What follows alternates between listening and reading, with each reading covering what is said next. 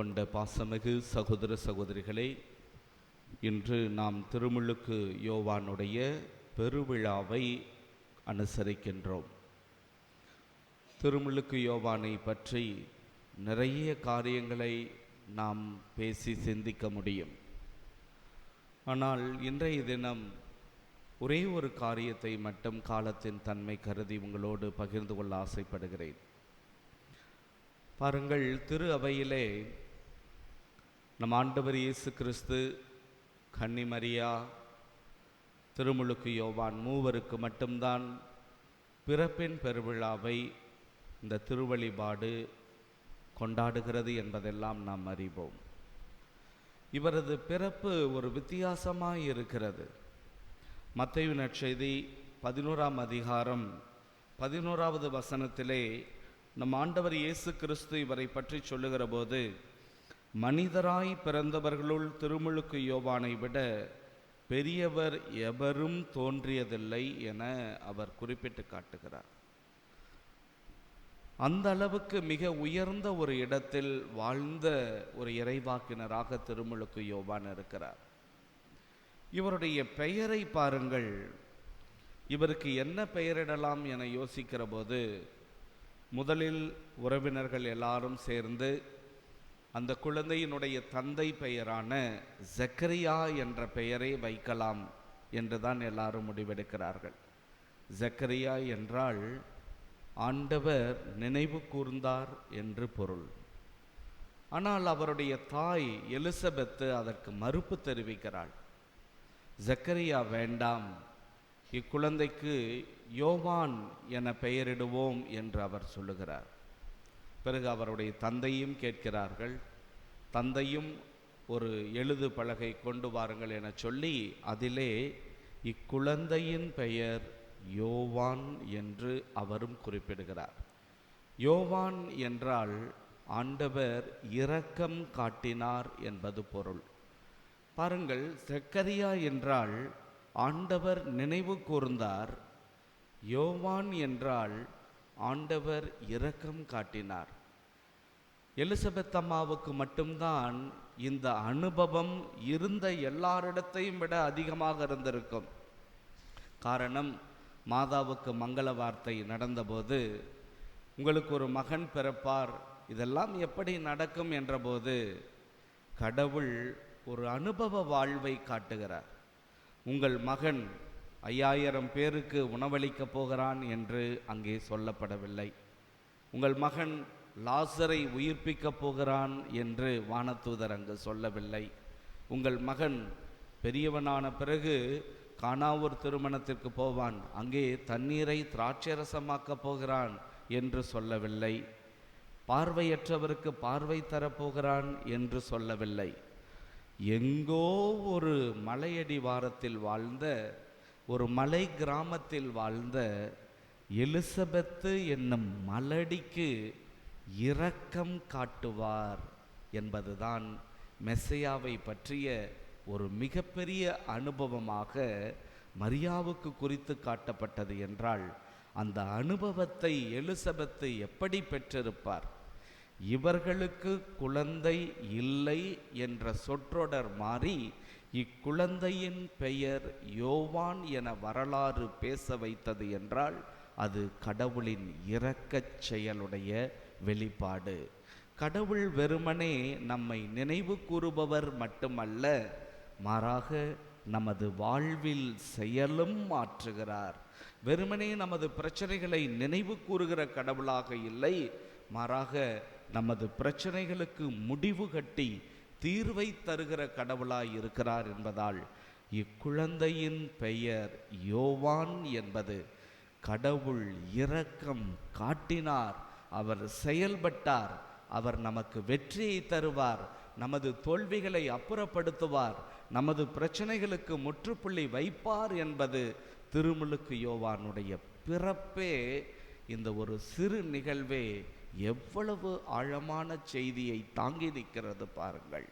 எபிரேயத்திலே ஹனான் என்கிற வார்த்தை இருக்கிறது.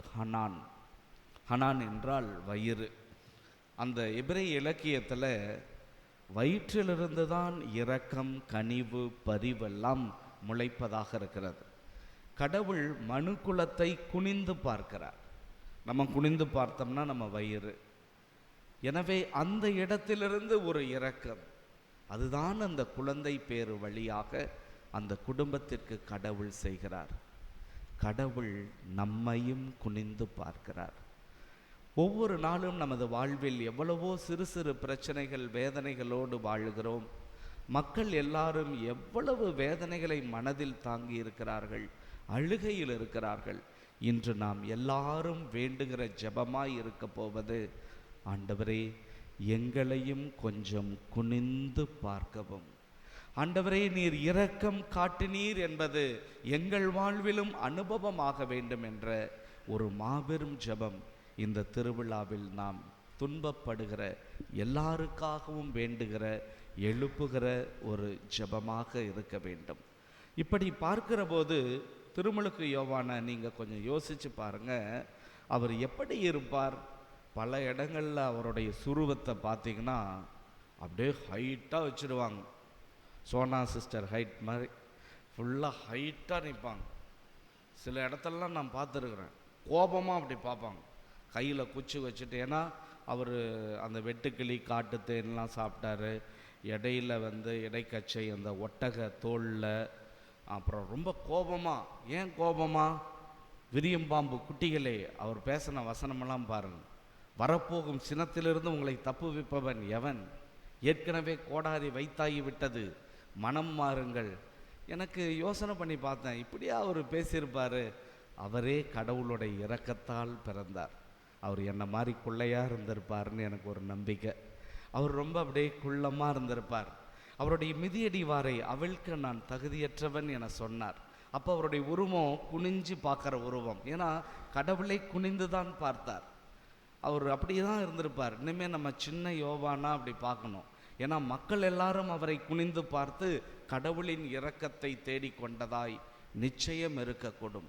நிறைய யோசித்து பார்க்கிற போது படைப்பாற்றல் திறனோடு எண்ணற்ற விஷயங்கள் திருமுழுக்கு யோவானுடைய வாழ்வில் பொதிந்து நிற்பதை பார்க்கிறோம். பாருங்கள், வரப்போகும் சினத்திலிருந்து தப்பிப்பவன் எவன் என சொல்லுகிறார்.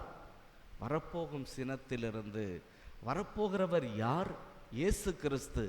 இயேசு கிறிஸ்து எப்படி சினமாய் இருக்க முடியும்? வந்தவர் யார் பாருங்கள், வந்தவர் அருளும் இரக்கமும் உடையவர். அதே யோவான் நற்செய்தியில் இயேசு கிறிஸ்து அருளும் இரக்கமும், சினம் அருளாய் இரக்கமாய் மாறுவதை தனது வாழ்வே காட்டுகிறது என்றால், அவர் அடிக்கிற கை அணைப்பது போல, ஒரு வாதியர் போல, ஒரு தேர்வு அட்டவணை போல பார்க்க பயமாக இருக்கும். ஆனால் படித்து மதிப்பெண் பெற்றால் மகிழ்ச்சியை தரும். டீச்சர் அடிப்பது பயமாக இருக்கும், ஆனால் பிறகு அது நமது நல்வாழ்வுக்காய் எல்லாம் மாறும். இதுதான் திருமுழுக்கு யோவான். ஆண்டவர் இரக்கம் காட்டினார். கண்களை மூடி கரங்களை குவித்து சிறு ஜெபம் ஒன்றை நாம் ஏறெடுப்போமா? அன்பு ஆண்டவரே, திருமுழுக்கு யோவானுக்காக நன்றி சொல்லுகிறோம் அப்பா. ஆண்டவரே, நாங்கள் எல்லாரும் விண்ணகம் போகிற போது ஓடி சென்று பார்க்க விரும்புகிற ஒரு பெரும் இறைவாக்கினர் அவர். ஆண்டவரே, அவர் எப்படி வாழ்ந்தார்? நீர் அனுப்பிய மனிதர், மனிதருள் பிறந்தவருள் உயர்ந்தவர் என்றால் அவர் எப்படி இருந்திருப்பார் என்றெல்லாம் பலவித படைப்பாற்றல் திறனோடு பார்க்கிறோம். ஒன்று மட்டும் விவிலியம் நிச்சயமாய் குறிப்பிட்டது, உமது இரக்கத்தின் உருவம் அவர். ஆண்டவரே, நீர் குனிந்து பார்த்தீர். வெறும் நினைவு கூறுதல் மட்டுமல்ல உமது செயல், இரக்கத்தை காட்டுவது உமது செயல் என்பது திருமுழுக்கு யோவான் வழியாக நாங்கள் பெற்றோம் என்றால், அதே இரக்கம் இன்று எங்களுக்கும், இன்று இந்த உலகில் கஷ்டப்படுகிற, துன்பப்படுகிற, கண்ணீரோடு இந்த செய்திகளை எல்லாம் கேட்கிற எல்லா குடும்பத்திலும் ஆண்டவரே, இன்றைய தினம் நீர் விசேஷ விதமாய் உமது இரக்கத்தை அவர்கள் அனுபவிக்கும் வாய்ப்பை நீர் தந்தருள எல்லாருக்காகவும் திருமுழுக்கு யோவானின் வழியாக வேண்டுகிறோம். எங்கள் ஜெபம் கேளும் நல்ல பிதாவே. ஆமென்.